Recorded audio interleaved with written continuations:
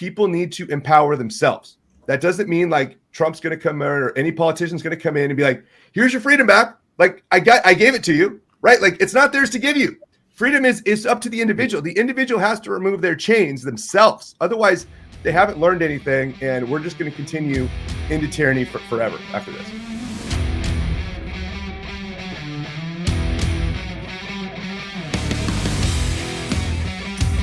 Yo, and welcome back to another episode of the Nyc Griff Show. Today is Saturday, December 23rd. Merry Christmas. Happy New Year. It is 9:09 a.m. Griff, how's your week been, man? Why is Bitcoin the trigger word for so many people now?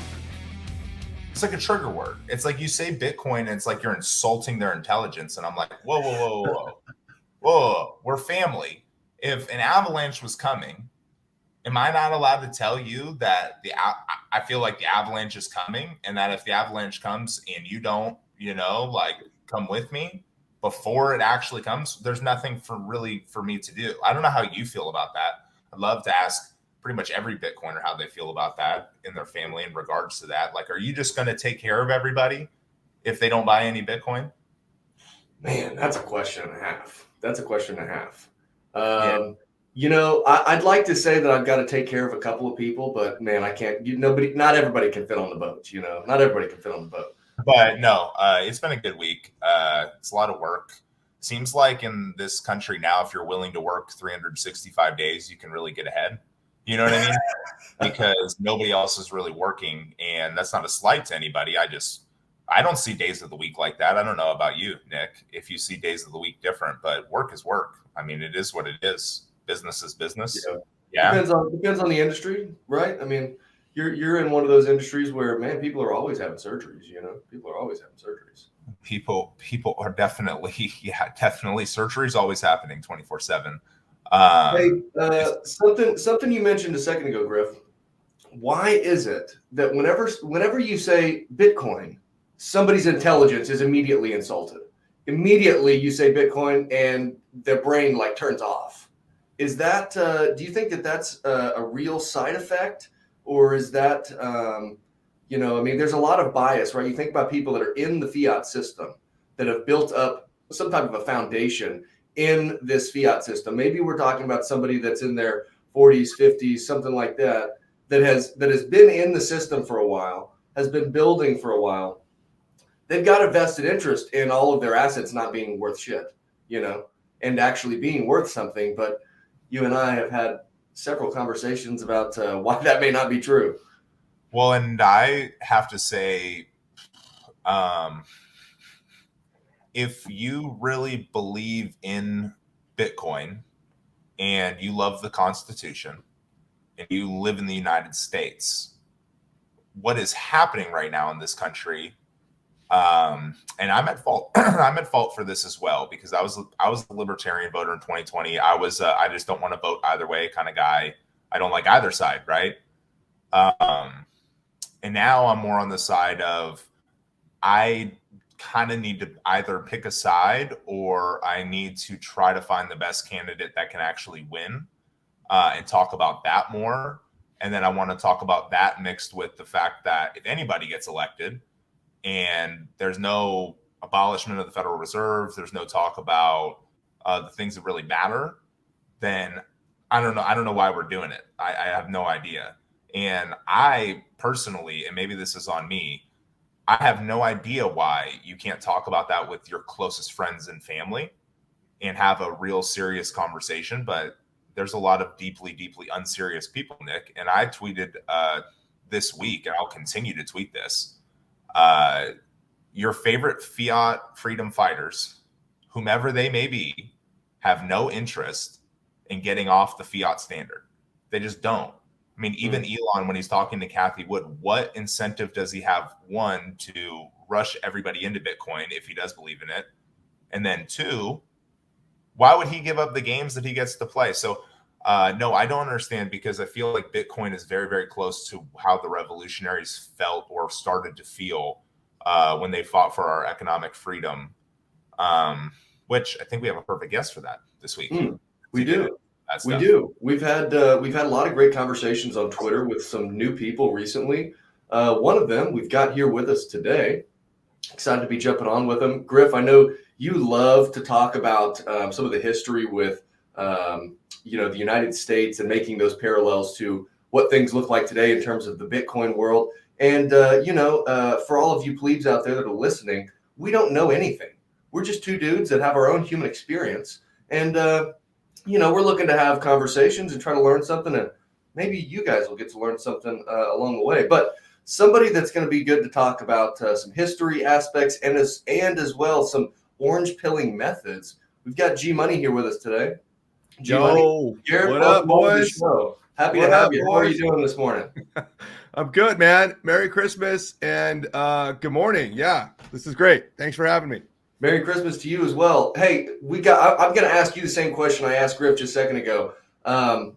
Why is it, or is it true that somebody's intelligence is insulted as soon as Bitcoin is brought up? What has your experience been with that? Yeah, look, people have to kill their ego. Okay, so a lot of the awakening that happens with Bitcoin is people have to really destroy everything they've kind of learned their entire life and be like, hey, maybe some of the shit I was taught was probably like not true. Okay, and so when that happens, you have to go deep into your soul, right? And you have to like kill off that section of your psychology that thinks you know everything because of how you were taught. And Bitcoin actually shatters that complete paradigm, right? It shatters that paradigm of the old to be like, no, I know what money is. And so it's a very triggering event. And it's funny, you were talking about it earlier about, how, you ask family members, to get into Bitcoin and like all that sort of stuff. And the common response I get is, well, if you're right, you have enough for all of us. And I'm like, I ain't coming to save you, bro. Lost all my Bitcoin in a boating accident actually last week. Exactly. You guys can have fun staying poor for not listening to me. And so, no, like that's not the right way to do it. But no, I believe Bitcoin is this natural filter that is bringing out the best of us in the most natural process possible, right? It's like a natural selection of rebel souls that are coming out of the ethos naturally to fight this battle. I believe this is a spiritual battle. This is not a typical war battle that we're going to, fight with muskets and all this other sort of thing. So we're in a very dark spiritual battle right now. And I believe all of us that are coming together to fight this have some extra spirituality that I think it's really deep rooted in your DNA. Funny enough, I think there's some weird DNA that you have that was awakened that is like, I'm a fighter and I am not going to tolerate this shit. And I'm going to stand for truth and I'm going to stand for freedom. And it's just a really cool experience. Yeah. You have no idea how much that just resonated with me personally. Because the only Christmas gift I gave out this year was the Bitcoin standard. I've probably sent out like 13 or so copies. Not going to give you my scheme on how I'm getting a good price on that. I might have a wife that works at a bookstore. I might not, so we might be getting a good deal sending it out. But consistently now getting in fights for that very thing where it's like, well, you'll have enough for me. And I'm like, I started working in 2020. I was like, I'm very proud of what I've been able to stack because I don't leverage my Bitcoin. I just spot buy my Bitcoin and wait. Like, that's all I can do. And I do believe, of course, if you've been stacking since 2019 in a dollar cost average way into self-custody, maybe I have some Bitcoin. Yeah, maybe I do. But you have no idea. I don't think anybody really can quantify what the Bitcoin's going to be worth and where sometimes too. I mean, so it's like, yeah, I mean, that's funny that you say that, but like, no, I'm not going to save you. Like, there's nothing for me to do. But obviously, Donald Trump's going to save us, right? Like, he's going to be the guy. He's bringing it. Yeah, he's going to come down on a dragon and give you all your freedom back, so you can go back to drinking Bud Lights and watching football every weekend, right? I mean, no kidding. I don't want to waste any time, honestly. Like, I've been getting into debates with a lot of good friends of mine about how he was president. He promised a lot of things, but he never hits on anything that's going to change anything meaningful for the people of this country. He's just simply not. Like, he's not our guy in that way. I do like a couple of the things he's done compared to who? Joe Biden or Barack Obama. But when you have a president that stands up there and he goes, oh, okay, Obamacare, I can't really repeal that. That's not our guy. He's just a guy. I've got a little bit of a different take on that. And so I believe Trump was the anomaly that went into the system to like throw the wrench into the wheelhouse, right? And so Trump was like the wake up, to undomesticate humans in a way to be like, whoa, like what is going on here?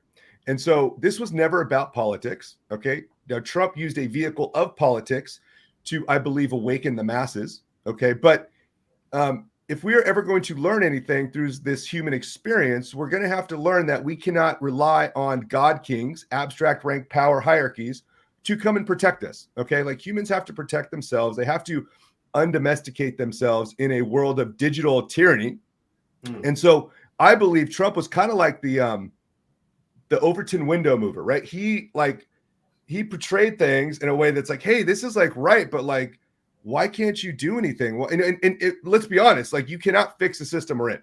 There is no way you are going to be able to vote your way out of this tyranny or be able to change it from what we've accrued in the last, 250 years, right? I mean, it's out of control at this point. And so people have to realize nobody is coming to save you. And that includes Mr. Trump.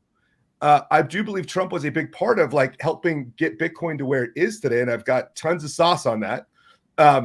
And so I think Trump's biggest legacy will be his establishment of Space Force and his establishment of the Bitcoin hash rate going from like nothing to like the moon while he was president. And so there's a lot of underground, I think, things that happened during his tenure that, maybe we don't really know what's going on with him. So I would just say, let's keep an open mind with what exactly his role was, is my opinion. But everybody's free to their opinion and how they think this is going to shape out.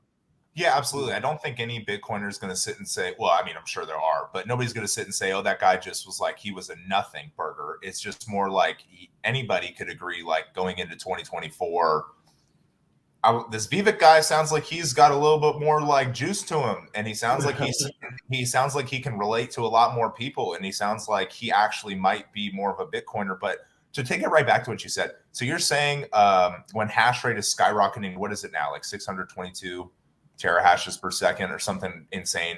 Yeah. You think nation states have been mining Bitcoin for a lot longer than they're letting on at this point?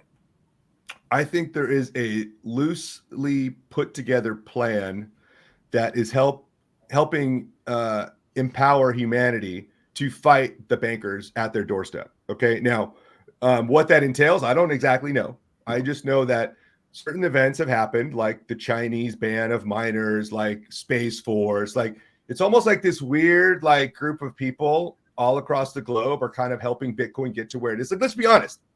If the banks had total control and the evil powers of this world had total control, Bitcoin would not be where it is today, and Donald Trump would probably not be alive. Okay, like they assassinated Kennedy for something way less than what's happening right now. And what do we see? We see the Bitcoin hash rate absolutely skyrocket. We see El Salvador putting their country on a Bitcoin standard. By the way, El Salvador also arrested 55,000 MS-13 members and basically included martial law in their country. And we know MS-13 is a big problem here in the U.S. You heard of Seth Rich, right? Seth Rich was murdered by typically, they say it was MS-13. And so I think there's a lot going on in the background to put us in a position to where humanity can fight back, because this is not a battle of like military takeover coup type style. If we're going to have real change in power back to the people, okay, people need to empower themselves. That doesn't mean like Trump's going to come in or any politician's going to come in and be like, here's your freedom back. Like I gave it to you, right? Like it's not theirs to give you. Freedom is up to the individual. The individual has to remove their chains themselves. Otherwise, they haven't learned anything, and we're just going to continue into tyranny forever after this. So do you think yeah, that's preaching. I can't wait. I can't wait for you to put me on the front of the episode, Nick. That was awesome. And so do you think that let's get it back a little bit. What do you think of the Constitution? And what do you think about the Constitution, I guess, in relation to the fact that it didn't really last that long before a central bank made its way into the United States right after a constitution? And do you think those two things matter? Do you think they're correlated at all? Yeah, look, the Constitution is probably one of the greatest documents ever created. But again, it's only relied upon trust that we empower our politicians and our institutions with. Okay. And over time, trust gets eroded, right? The bankers have slowly taken over all of that trust, all those institutions, to where the piece of parchment paper like doesn't enforce our liberties anymore, right? Like the piece of paper, unfortunately, has like become just a piece of paper. And so there's not a lot of power or energy behind protecting ourselves from the institutions or the politicians that we empower, right? Because we consent to that power. And so if you think about that, we've lost all of those liberties, right? Like it was actually back in 1929 where they froze a number of congressmen, right? So our liberties and our representation has been debased over at least almost 100 years now because they froze the congressmen at 435 members and said, hey, but we all know the population grows.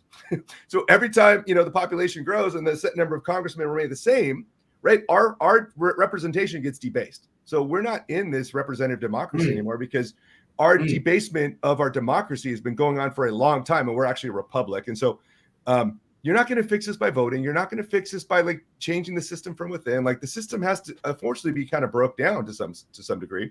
I don't know what that looks like.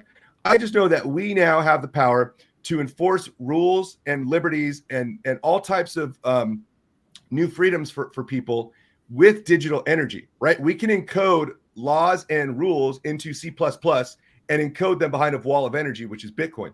Bitcoin is the Declaration of Independence in cyberspace.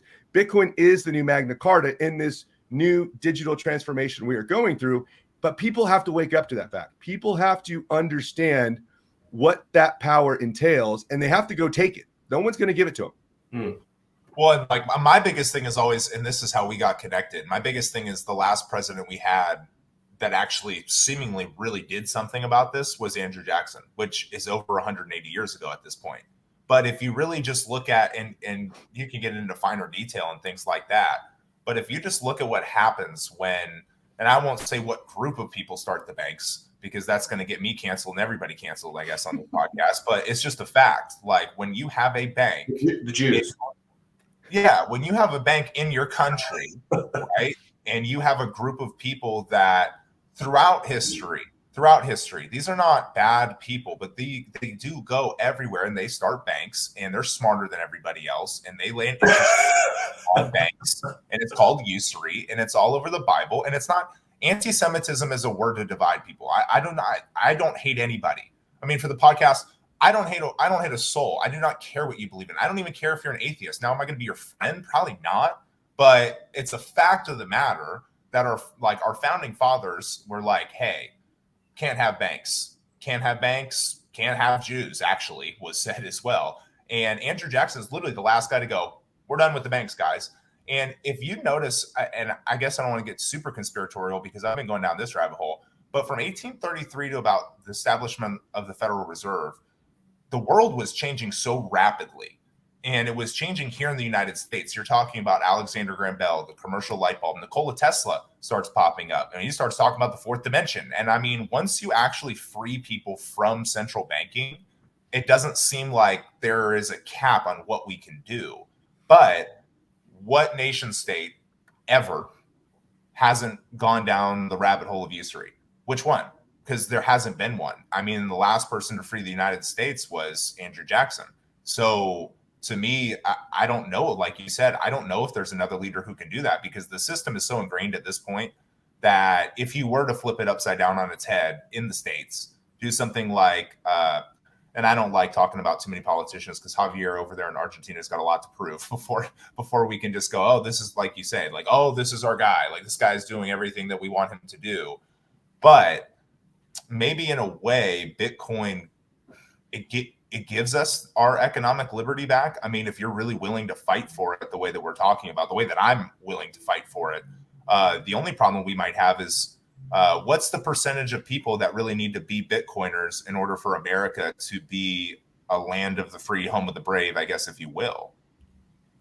Yeah, a lot to unpack there, And so, yeah, I mean, I don't think we have to label any entity or group as part of this evil, right? We know they use any type of camouflage they can use to hide their evil, and they'll hide behind whatever, thing will give them the most, propaganda and, emotional attachment to protecting them, right? And so, but no, you're right. Andrew Jackson was one of the greatest presidents. He's right over my left shoulder here. Boom.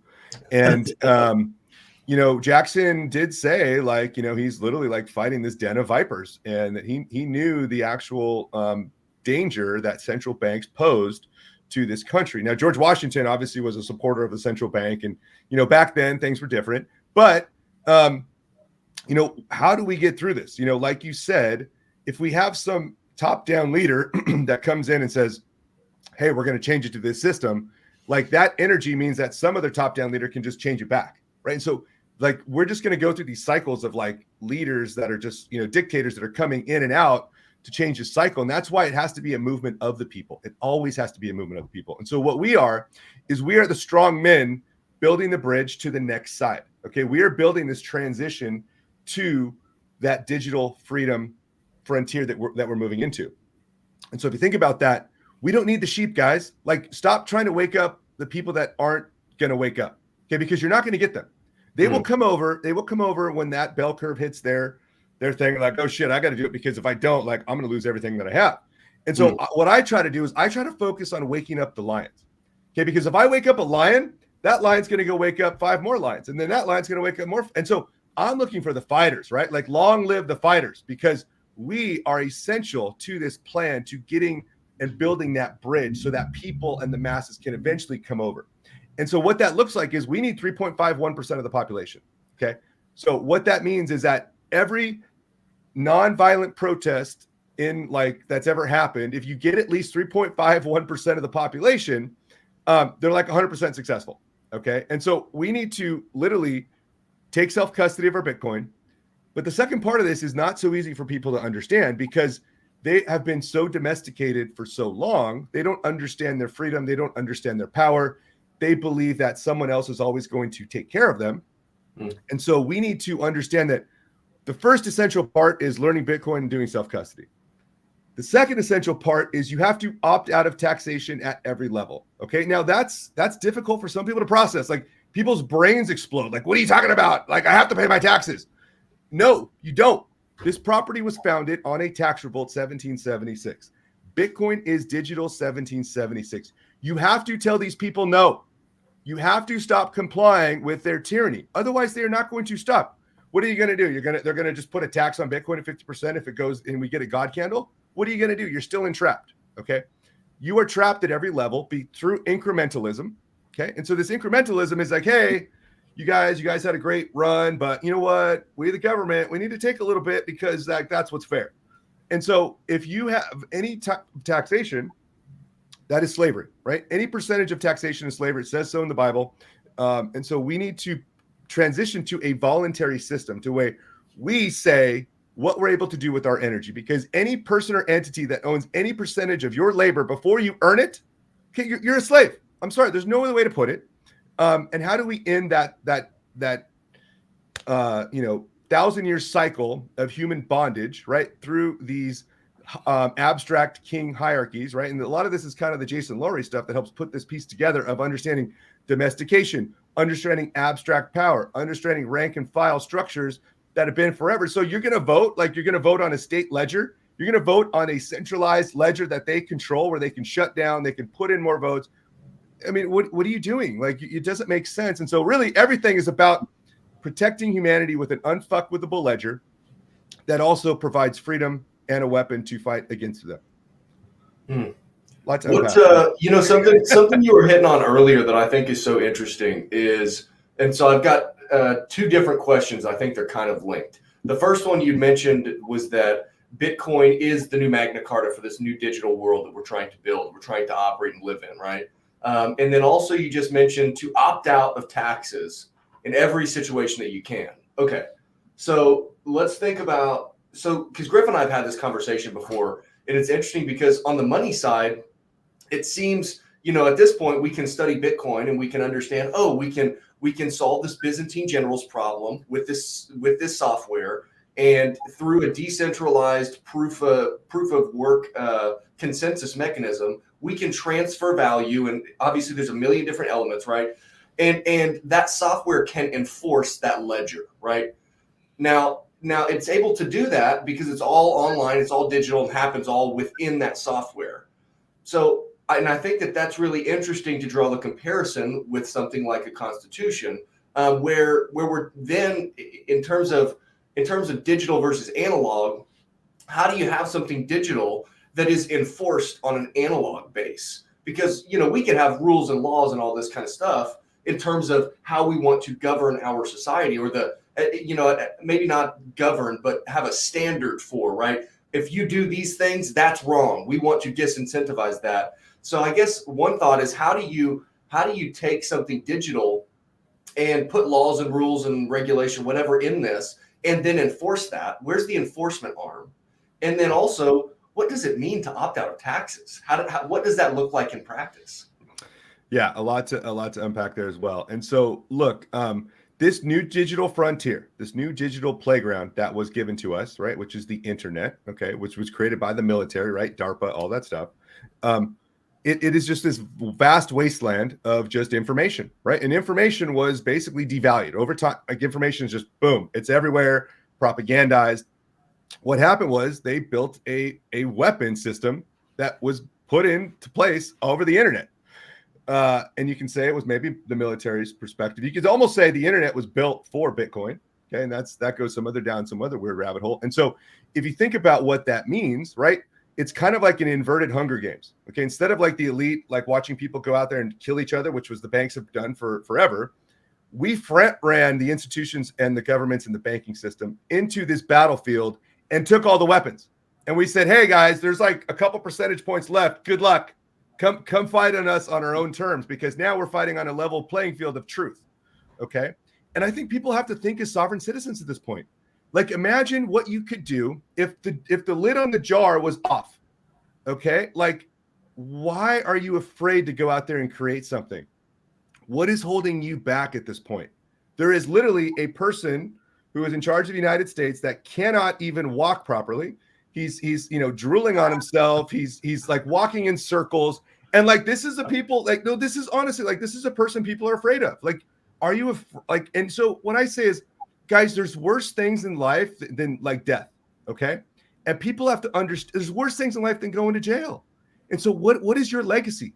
What are you going to do that says, hey, you know what? Like, I bowed to this guy who was like 80 and like, you know, supposedly got 81 million votes. And, you know, it was real scary. He kept falling down everywhere, but like, I had to, like, you know, basically consent to his tyranny. Like, the emperor has no clothes. And so we have to pretend like that power does not exist. And we have to go out there and create. And I'm going to create, and I'm going to just do what I want to do as a sovereign person. And if I get thrown in jail or something happens, like, I'm not out there hurting people, but I'm going to do what I want to do. That is in my intention and what I'm being called to do. And so I think people really need to take that to heart. You need to start creating and manifesting and doing what it is that is your life's purpose. Forget about the regulations. Forget about the red tape. Go out and do it. And then secure your energy with something that they can't take. And start acting like a fucking badass, right? Start let your nuts drop. Go out there and do something. And then, you know, let the cards fall where they may be. But the second part of that, of opting out of taxation, we're in a voluntary tax system, supposedly. Okay. And so obviously do things that are probably going to impact you the least, right? You probably want to continue paying your property taxes if you own a home. Okay. There's probably other certain taxes that maybe you cannot, if you don't own a home, you don't have secured debt. Well, guess what? You can file exemption. Again, I'm not a tax attorney. I'm not a tax advisor. I'm not saying to do what I'm doing. I'm just saying there is a lot of us that have filed exemptions to not pay federal tax. There is a lot of us that refuse to file our taxes. And that will continue as people get pushed more and more to their red lines. Now, I know this sounds scary, but we have to start moving the Overton window. We have to stop negotiating with terrorists, you guys. Why are we negotiating with these people? You want to negotiate with Elizabeth Warren? Like, that is the domestication level of Bitcoin, is that I'm like, guys, our biggest vulnerability is ourselves and not realizing the power we actually have to fight these people with. And so I'm saying is, hey, Elizabeth Warren, hey, go fuck yourself. You know what? You want to pass a law for self-custody? Good. Please go ahead. Do it. I want you to do it. We need to, this is maneuver warfare, guys. We need to bring them to the battlefield that we know we can win. Like, they're not going to win that battle. Like, what, you're going to ban words and good luck, right? Like, you can't get the words out of my head. You can't beat the decentralized ledger that is completely spread across the planet. Are you going to shut down the internet and turn off every power source at once? No. And so we have to start taking this power and then like using it in a non-kinetic way. And all we have to do is tell them, go fuck yourself. Like, honestly, 2024 needs to be the freaking motto of go fuck yourself. And Elon kicked that off beautifully. But look, guys, I think that's really the path forward is you have to stop complying with tyranny because your tax dollars are going not only to bomb kids in Israel, but they're going to bomb kids in Palestine. Like you're literally responsible for international terrorism against countries that you probably can't even point to on a map. And so you're part of the problem if you are continuing to comply with that tyranny.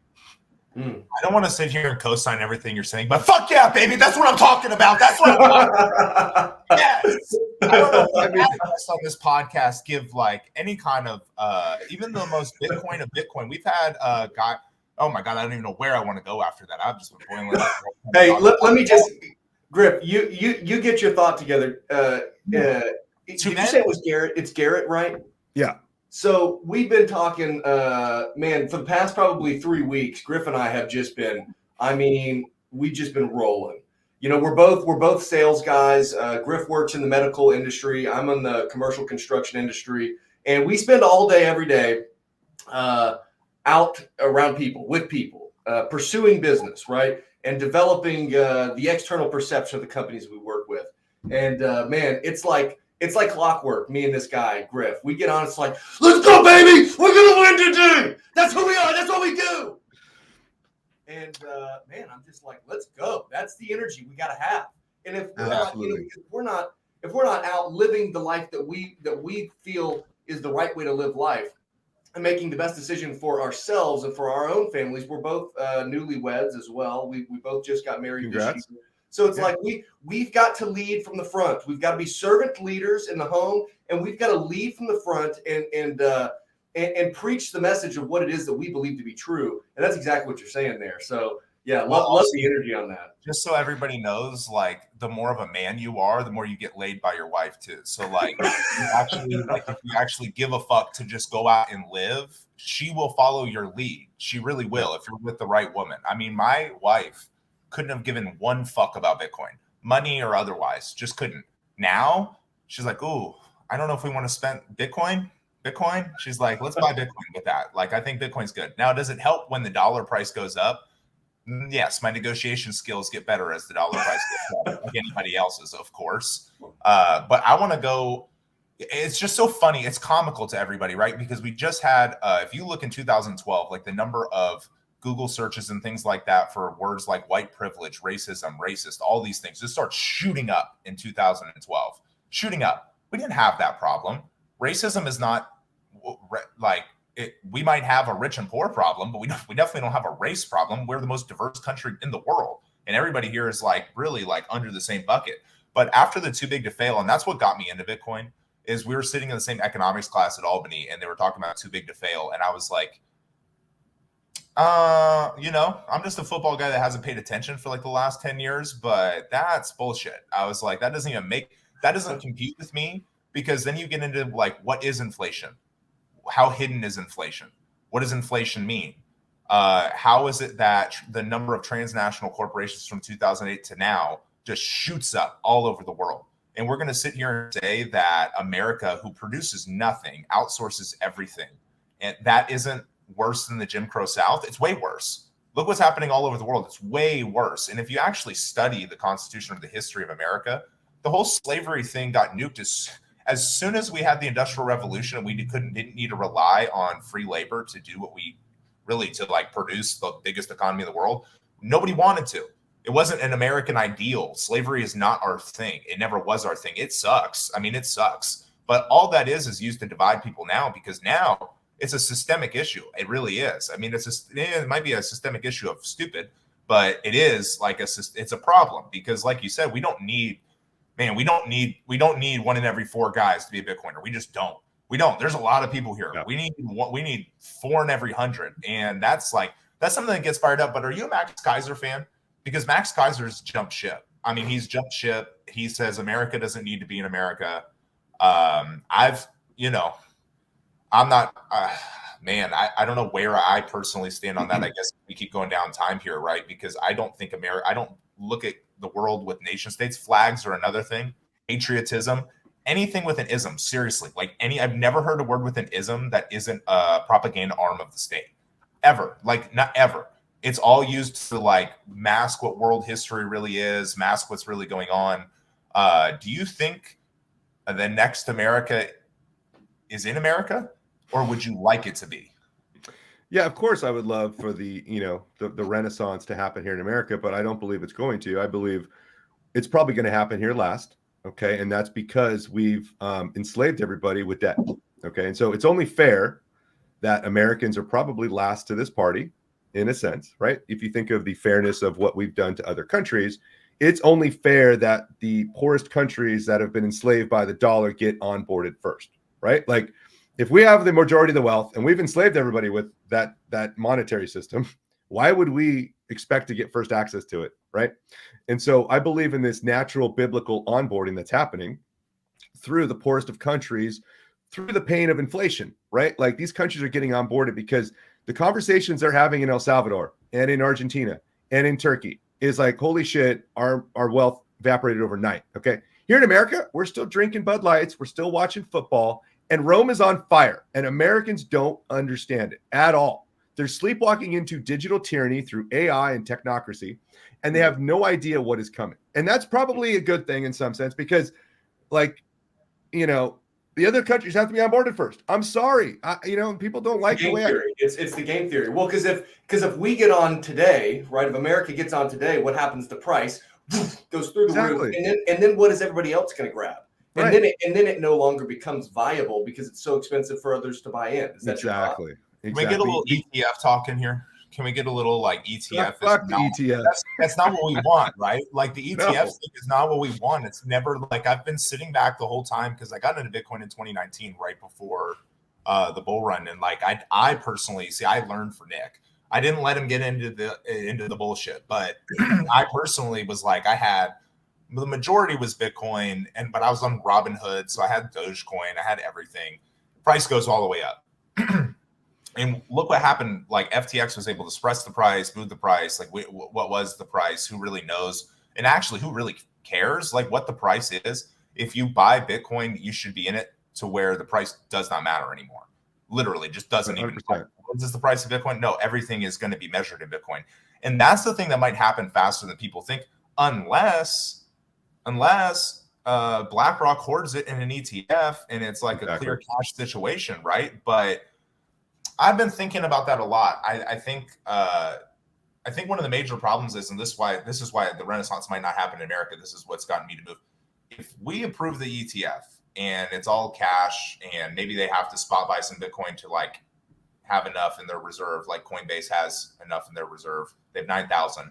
So funny. I sent that to some people. I thought that was hilarious. I was like, Coinbase might be a good equity, until I was like, oh, so they have no Bitcoin. Okay, well, that's a mistake. But if we put out a product like a Bitcoin ETF, and El Salvador puts out a bond, a government bond backed by Bitcoin mining, where you can get Bitcoin from putting in Bitcoin or even putting in cash and getting Bitcoin out, aren't we not just going to get smoked as a country? I mean, like, almost overnight. Like, it's going to happen so fast, like, where it's like, we're not going to win. Yeah, and like, people have to like think about that, because if you think there is some kind of a plan to this natural onboarding, don't you think the SEC would have approved an ETF decades ago, right? Like, hello, Gary Gensler is probably our guy. I love Gensler because he rug pulls the shit out of these clowns on a daily. And every time they say the ETF's getting approved, I'm like, no, it's not. No, it's not. No. And even if it does, right? Like, whatever. If it ETF gets approved, that means like maybe some of the onboarding for the rest of countries has been done already. And the next phase of this is to blow up Wall Street, because people have to understand we cannot just replace the currency of the world as the foundation. We have to get rid of these Wall Street vultures and vampires, because so much corruption happens in Wall Street, in these counterparties that are hoarding all of these equities and this wealth. Okay. And so that's where tokenization is so important on Bitcoin. And people don't understand that, right? Now they're starting to understand it with all these inscriptions and ordinals bullshit on layer one, which I complete is like basically spamming the network. And that's why I've got these like frogs behind me, because people need to understand there's scalable layers on Bitcoin second layers that people can interact with, and with tokens that are on Bitcoin that help people exchange equities, help people tokenize things. And so that's where I think like we get back to like the analog world of like, how do you enforce certain things, and how do you voluntarily like join co-ops, and how do you do all these other things that we're supposed to do that's enforced with this digital energy. And, you know, I did a project where I wanted to raise money for the Canadian truckers. I wanted to raise Bitcoin for them. And, you know, Give, Send, Go shut down and all this other stuff. They shut down all the fiat rails. And so I created a NFT on Bitcoin called Counterparty, right? And I created this little NFT, set up a little dispenser. You could only buy it in terms of Bitcoin. And anybody that bought this little Bitcoin NFT got it in their wallet. And then at the end of it, I sent all that money directly to the Canadian truckers. So I inherently like started like some kind of a crowdfunding source for a cause, right? And then I sent all that Bitcoin directly to them. And it was all done in Bitcoin, and it was all done transparently. And so I think these types of ideas we can get through funding governments, through funding projects that are voluntarily done through people, right? And so we have to get away from that older system. Well, I was going to say one thing that's interesting too is like I was with some family last night, and pretty much immediately when somebody comes up and they're like, "Hey, so the price of Bitcoin, huh? Doing pretty good." I'm like, "Okay, all right." Yeah. And it's so funny because even for myself, you know, like because Griff and I, we have tons and tons and tons of conversations about Bitcoin, about macro microeconomics. I mean, the whole thing. And even sometimes for us, like we can get into some of the weeds of things and not necessarily forget, but you know, not be consciously thinking about the fact that, hey, this price action stuff is like, it's fun, it's exciting, but like the foundation of this is that every 10 minutes, another block is added to the blockchain, verifying transactions that are happening peer-to-peer on this network. You know, it seems like it's so easy to forget about the utility of the network. And, you know, it's funny because you talk with people that haven't done any reading, haven't done any research, haven't looked into anything. And they're like, oh, Bitcoin doesn't do anything. You know, it's just a waste of energy. It's like, okay, well, thank you for demonstrating that you've not done any research. But it's like, man, how it just, and this is also too, I've tweeted about this a couple of times this past week. It seems like the world is so crazy. Things are so twisted up with these narratives that people don't know what's real, right? People don't know what's real, and that's on purpose. They're doing that's on purpose.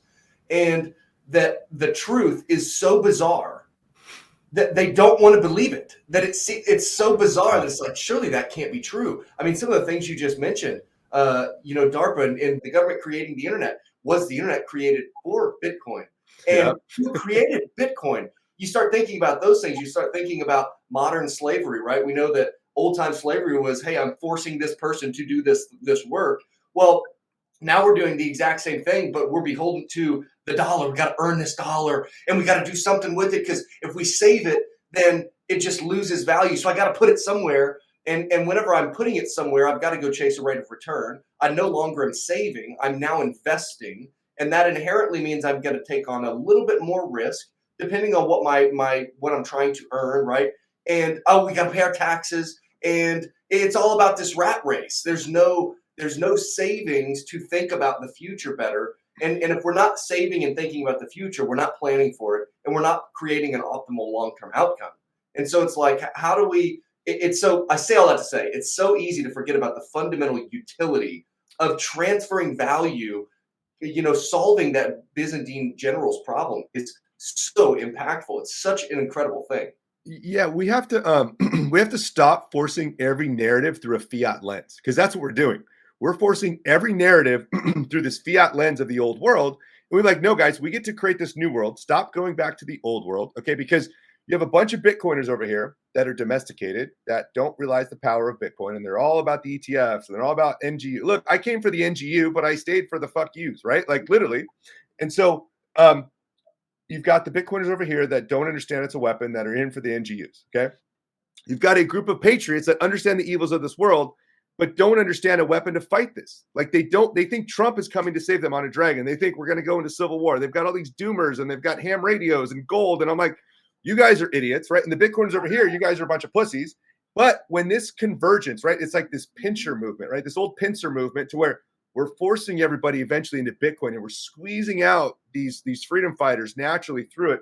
And to where we're like kind of these people in the middle saying, guys, first of all, the biggest utility of Bitcoin, by the way, was it's first of all primarily a communication system. Okay, so if there was some plan to take down this evil of the world, you would need a secure encrypted communications program for these patriots or whatever you want to call them across the world to communicate with each other securely. Okay, because that's literally the most important part of this is a secure communications platform. Then you get into rules of law and like enforcing rules in this new digital space where it's never been done before, right? Like, how do you package up truth in a bottle and then like able to spread it, right? Like if you had the cure for cancer and it was worth a certain amount of money, like how could you package that and sell it to some sense, right? So Bitcoin is like this ultimate truth that is secured in a bottle of energy that people can transfer back and forth. And it's literally just numbers, right? Like ones and zeros.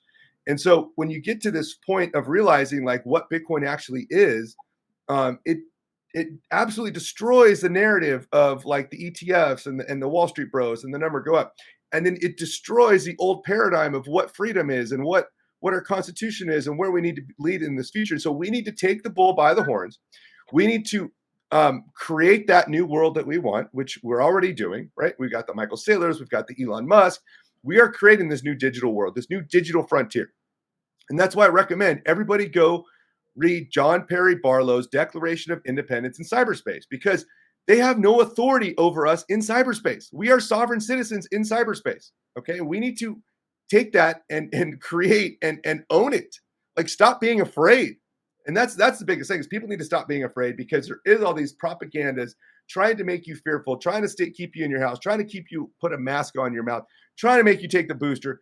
And so you need to just get rid of all that, be the alpha, right? Like we were talking about earlier, because they have demasculated men, right? They're turning women into men. The polarity is off. Men don't even know what direction they're supposed to be. And so this has given men purpose. This has given men a reason to go back and be the alpha. This has given them a reason for men to go back out and lead and create and be those strong men. Like, all our old heroes are dead, guys. All those old heroes are fucking propagandized bullshit that the media has put in front of us. And so you need to be your own hero. Stop putting some other dude's name on your fucking back and watching Sunday football with Bud Lights, and you go be that man you want to be, right? Like, stop cucking to these other freaking like idiots on TV and go be your own alpha. Like, let's go, baby. Yeah. So one thing, Bitcoin money, what is money? Because like you said, Bitcoin is a communication protocol, and Elon was just on with Kathy Woods, and she was like, well, what do you think about Bitcoin? He's like, oh, I don't think about it a lot, but I think about what money is. That to me was like, yeah, he's not an idiot. Like, he can't say, there's not much for him to say. There really isn't, because if he says anything, it's a massive problem. I mean, and honestly, he's creating expensive Bitcoin for himself. So why, if he was a Bitcoiner, why would somebody like that say anything? But I thought it was really interesting, actually, how he started referencing that money is like, we have this really odd sense of like what money is and like what it can be for people.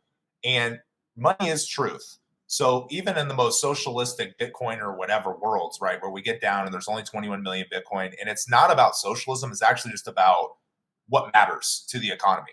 And if it doesn't matter, then we do not need it, because inefficiency in the market is really, in my opinion, like why I don't think Bitcoin is just the M2 money supply number. Is it's more to me like how inefficient is the economy, because even in Bitcoin, there will be inflation due to the fact that, well, if a VC's wrong and they want to invest in Morse code instead of the telephone, they're going to get fucked. And there's going to be a lot of money that goes out the window. And what is like the number one thing I think about that's inefficient is the internet and the backdoor ad revenue bullshit that's happening on every single platform. Now, you can pay $22 on X and get rid of those ads, which is why X to me is becoming very, very quickly the only platform you want to be on. And I have heard a lot of older people, they're like, hey, like, so X is, yeah, it's like pretty, like lots happening on there. I'm like, yeah, I'm like, you got to still be pretty good at like discerning between bullshit and not bullshit. But I'm like, you can pay for no ad revenue, which means you are not affected through.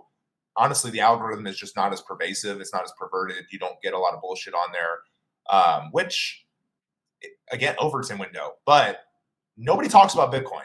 And I'm starting to like I said about Elon, I think there are certain guys who it's almost so obvious to me that they know what's going on, that they're not saying it. But then there are other ones where I'm just like, if you say Bitcoin And Cernovich, do you know him on Twitter? He hates us. Yeah. Because he's a bitch. He's always been a bitch.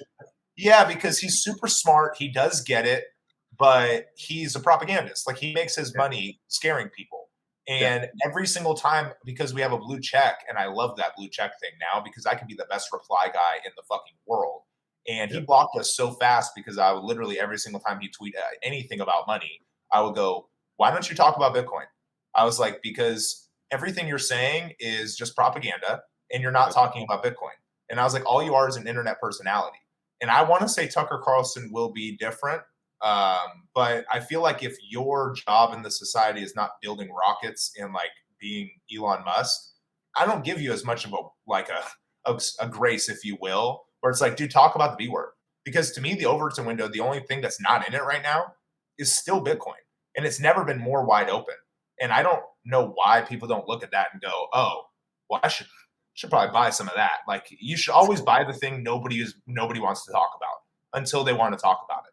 But I guess, like you're saying, it almost doesn't really matter. I mean, they're either going to do it or they're not. You have to find lions, but it does seem to me like Bitcoin is going to just do its thing. Now, if the government created Bitcoin, this doesn't matter.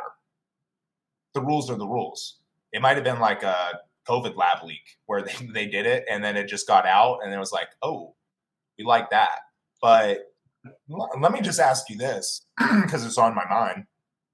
If Satoshi came back, or do you think Satoshi's here? Do you think he's still around?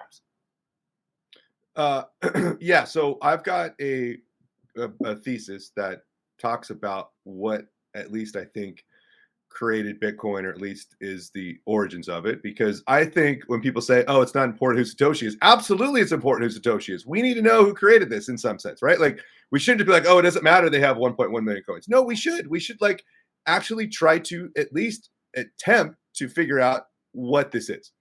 And so if you go back to looking at what happened in 2009, okay, you get this immaculate conception of this new technology. Okay. And funny enough, you also get a government guide called counterinsurgency. Okay. And so what this was in January of 2009, right? We get the Genesis block. And in January 2009, the US government releases something called this counterinsurgency guide, which they nicknamed it, called it COIN. Funny enough, right? COIN, counterinsurgency. Okay. And so we think about energy and the ethos and metaphysical and all these things. Like, the enemy has been telling us what they've been doing us to a very long time. Okay, their power comes from our consent through telling us what they're going to do to us. We're going to jab you. We're going to do this. We're like, they literally tell you what they're doing to you, and people say, "Okay, go ahead, lay down and take it." Yes, and so, yeah, we're telling them what we're doing on the other end. And so, what is counterinsurgency? Okay, counterinsurgency, nicknamed COIN, right, is the combination of a military and civilian alliance taken to defeat and contain insurgency and its root causes. Okay, root causes. Okay, and we all know from the Bible, the root of all evil is money, right? Like, and it's the incentives and it's all this stuff that have to do with money.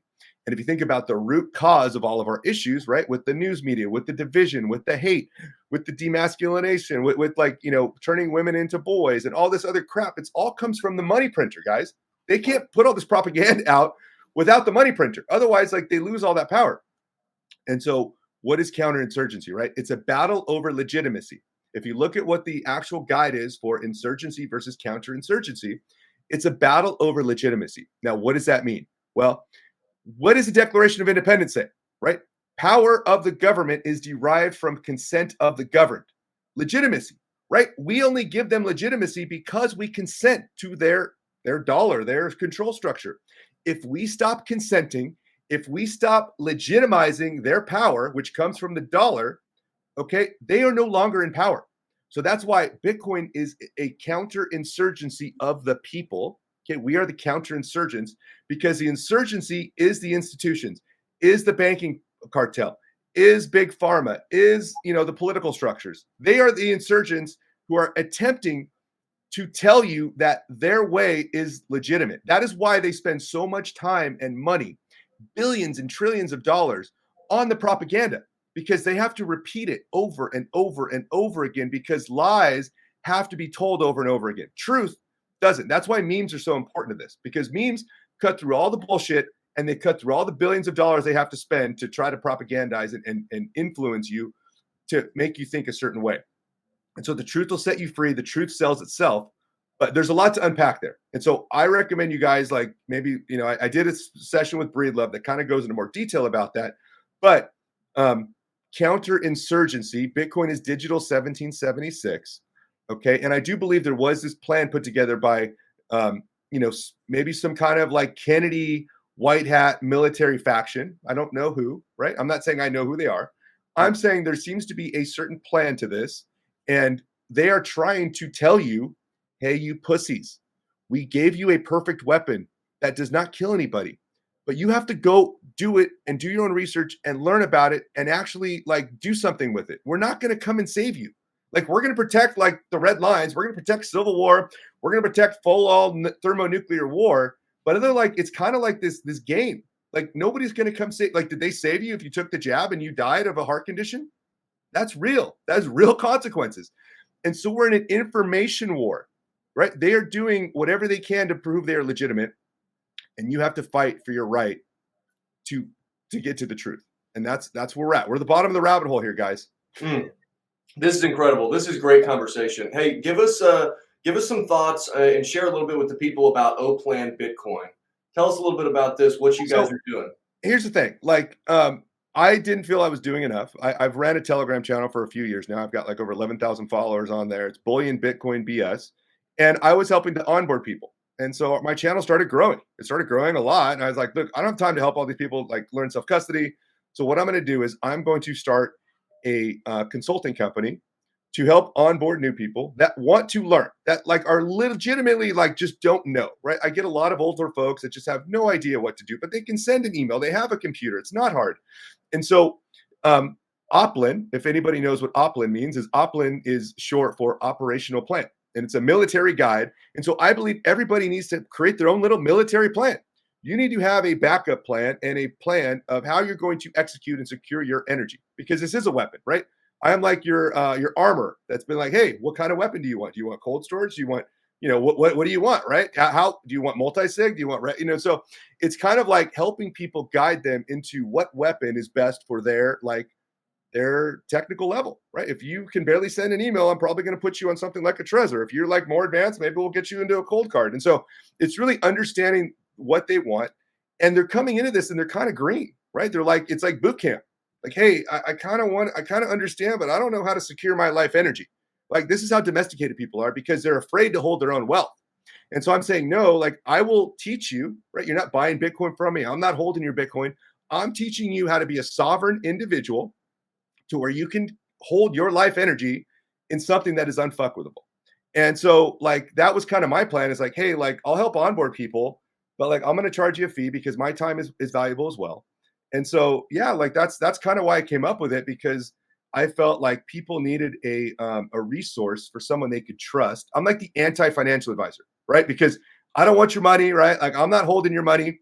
Like, we have to flip that system on its head. Like, fuck your financial advisor, fire him because he's a fucking asshole and he's robbing from you, and go empower yourself. Stop relying on other people, you guys. Like, we have the power. Take that power, own it, be the alpha, and then like live with that. Like, be secure holding your own energy, and, you know, create a plan for it. Create a military plan to like back up your shit. It's really good. Griff, what thoughts you got? Too many. But it's inspiring though, you know. The only thing I guess I haven't asked is when did you originally get into Bitcoin, and like what was it for you that, you know, maybe I should ask that at the beginning, but I assumed that, you know, I made a lot of assumptions going after the first 10 minutes of our podcast, but what was it that got you orange pilled, if you will? Yeah, I mean, I've been a Ron Paul guy kind of my entire life. And so, you know, he always talked about the government theft and gold and all this other stuff. So I was a gold guy, dude. I was like stacking gold for like 10 years. I'm like, oh, like gold is away. And then I'm a bourbon connoisseur. And so I wanted to find some really expensive bourbon called like Pappy Van Winkle. You guys probably heard of it. And this guy had this really cool website, look legitimate. And he's like, oh, I only accept Bitcoin. I'm like, oh, fuck, this Bitcoin stuff. I've heard about it. I kind of tried to get involved, but then like Mt. Gox happened, and I was kind of on Silk Road, but I thought it was a big Fed trap. So I didn't I had kids at the time and I was scared. I was like, no, so I waited. And then finally, it kind of became mainstream in 2016, 2017. And I was like, oh, I'm going to buy this bourbon. It's a couple $100. Like Bitcoin, I think was like a $400 at the time. So I sent this guy 0.8 Bitcoin for this bottle of bourbon that never showed up. So I have this, now it's a $40,000 bottle of bourbon, whatever. And I never got it, but that was my learning experience, right? That was the rug pull. That was the pain that forced me to learn about this new technology. And so I bought all the shit coins, went through that stuff, earned my stripes, and then, obviously became a Bitcoin maximalist at the end of it. But yeah, we all have our route. Yeah, no, I mean, absolutely. I think the coolest thing about what you were kind of talking about is you charge for your time to get into Bitcoin, but it's more like a boot camp to untrain the fiat mind, if you will, because hey guys, self custody is not actually that hard. It's not that hard, and kind of like you said, what I loved is that if there is a Kennedy group, a group within this organization that is trying to help people, they did make it really fucking easy. And like you said earlier, if you're not going to come along, well, you probably are one of the sheep. And how many sheep are there? Smart, dumb, or otherwise, there's a lot, because it is so easy to go self-custody your Bitcoin. And I was having this conversation last night with a friend of mine he actually is who got me into Bitcoin. And he's like, dude, 80% chance this world's ending next year. And I was like, honestly, man, I see kind of what you're saying, but I was like, I'm a Bitcoiner. So I'm actually a lot more optimistic than you are about the future, because they cannot fuck with what I have. I said, I can put it in my head and go anywhere in the world, and I have all my economic value right away. I was like, JC, I'll go run up every fucking credit card they have in the United States and go to Argentina the moment it's legalized. What are they going to do to all those people who do that? Oh, so the game theory around Bitcoin, and we kind of discussed this on our last podcast. It's actually, we had a guy on here who was like, listen, the devil plays both sides. So the devil is fiat, but the devil could also potentially be Bitcoin in a sense, because in what game theory does this not work out? In what theory does this not work out at this point? It's already reached kind of that critical mass where you have these major players coming in, which is the most comical thing in the world. Obviously, we all wish everybody wishes they got into it earlier. Everybody does. But the only time, in my opinion, you're too late is if you see on your little candle thing, if you see 10,000 in one day, then you're going to be like, oh, fuck. That's when you're going to be like, oh, fuck. Because it can happen. It can happen overnight. And if it happens that way, I mean, they can pervert Bitcoin in a lot of nation states, but even then, I don't think they can pervert it everywhere. But it's remarkably easy, Nick. Self-custody. It's like, I mean, oh my God. But I feel the same way a lot of the time. I'm like, should I be charging you guys for this? Because this is fucking ridiculous. I was like, you guys don't even know about 1933 or even the book on Jekyll Island or 1971 or how about 2008? Did you really get in the weeds of 2008? No? Okay. Do you think that our Fed should be buying government treasuries and then putting them on repo markets and that's not bad? Okay. You're a Christian? By the way, do you go to church? Oh, that's interesting. I was like, I don't know what the fuck you're learning. You're not learning anything. A whole other rabbit hole. It's and I love people, right? That's how we started this whole thing off. I love people. I mean, and that's why I think we did this podcast, because we want to talk to people like yourself, where we're just like, hey, we see a lot of platforms out there that the moment they start getting a little bit bigger, having a little bit more success, they kind of cuck up. And the whole point of this podcast is that we're not going to cuck up. And it might get big, it might not. We don't really care. The followers have been coming ever since we revamped it, but it's also because we actually probably have a set of balls this time going into it. Whereas before it was like, whoa, Griffin's all in. Is Nick all in? Oh, Nick's all in. And then we go through the whole bear market and we kind of stopped because we were getting married. We had all this stuff going on. And now that we're back into it, now I have a wife. So now I care even less about what other people think. And on top of that, man, I mean, if you stack during the bear market, it's kind of hard to tell me now, I didn't know what I was doing, because I knew exactly what I was doing. I know exactly what this is. And it's not ever going to be an exchange rate price that matters. But yeah, I don't know. Yeah, they've stolen our energy for a very long time. Okay. And we now have the opportunity to buy our future at a discount, right? You're actually buying your future at a discount because they've stolen from you for such a long time. And so like, this is kind of this, spiritual energy shift to where the energy is coming back to us, but we have to understand what that means.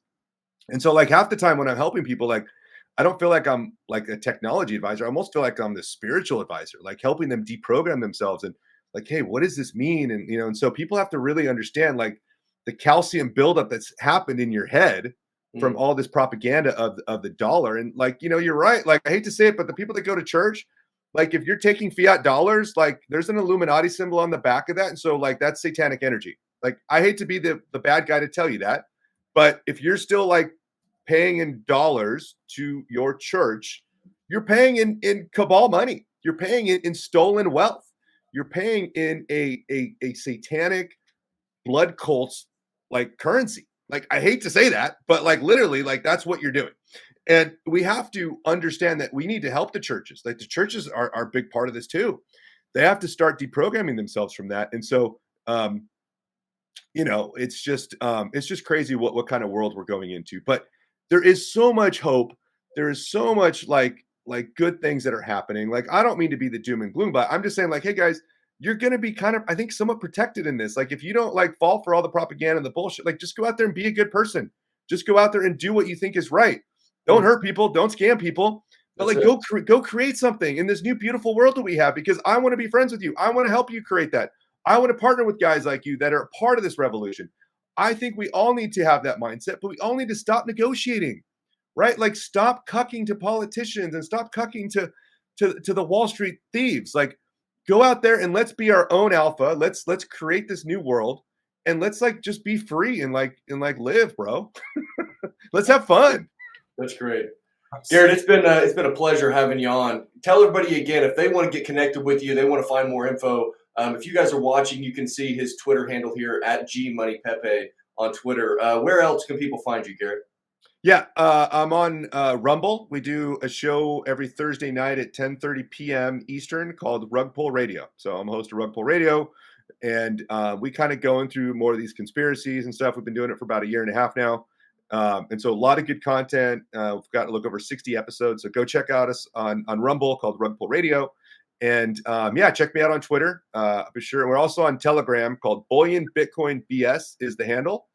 And come check us out. Beautiful. All those links will be down in the description. Garrett, appreciate the conversation, spending some time with us this morning. It's really a fun time. I enjoyed it. We'll probably have to have you on again. Maybe we can come be a guest with you guys one of these days. Let's do it. But, it was a pleasure. Hope you have a great Christmas and a Happy New Year. All right, guys. Shade away. See ya. Griff, another great conversation. It's like, cut. Another good conversation.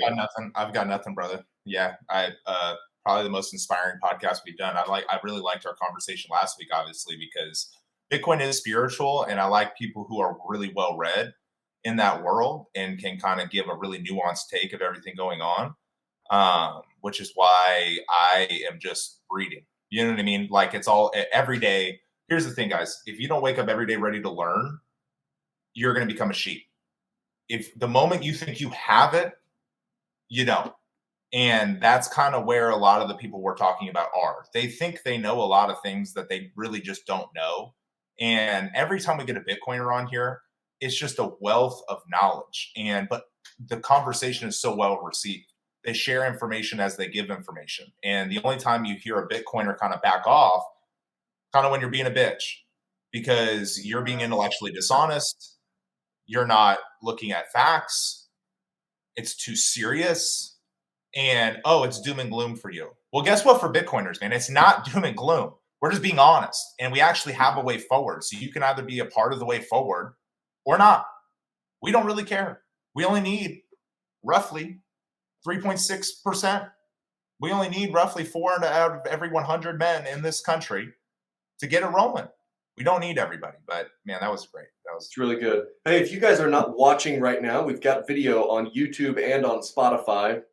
Come see us on Twitter. Interact with us there. We like to talk with people. It's at Nyc Griff Show. It's all spelled out at NYCANDGRIFFSHOW. All the links will be in the description. We'll see you guys next week. Peace.